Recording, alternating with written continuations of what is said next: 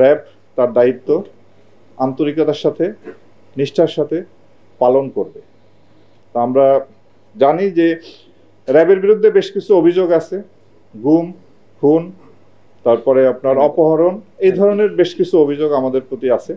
তা আমি আপনাদের মাধ্যমে দেশবাসীকে জানাতে চাই যে র্যাব সৃষ্টির পর আজ পর্যন্ত যে সমস্ত জনগণের যারা র্যাব দ্বারা নির্যাতিত বা অত্যাচারিত হয়েছেন তাদের কাছে, এবং যারা হত্যাকাণ্ডের শিকার হয়েছেন, যেমন নারায়ণগঞ্জের 7 খুন সহ যারা র্যাব কর্তৃক হত্যাকাণ্ডের শিকার হয়েছেন তাদের পরিবারের কাছে আমরা দুঃখ প্রকাশ করি এবং ক্ষমা প্রার্থনা করি, এবং পাশাপাশি এই সমস্ত ঘটনার সুষ্ঠু তদন্তের মাধ্যমে এর বিচার যাতে হয় সেটা আমরা প্রত্যাশা করি।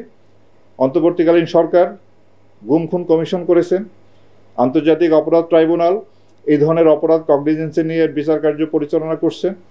তা আমরা আশা করব সুষ্ঠু নিরপেক্ষ তদন্তের মাধ্যমে আমাদের বিরুদ্ধে যে অভিযোগ আছে তার সুষ্ঠু তদন্ত হবে এবং এর বিচার হবে, এবং এইভাবেই আমাদের দায় মুক্তি সম্ভব। অন্য কোনোভাবেই আমরা এই দায় থেকে মুক্ত হতে পারবো না। কেবলমাত্র সুষ্ঠু তদন্ত এবং বিচারের মাধ্যমেই আমরা দায় মুক্ত হতে চাই।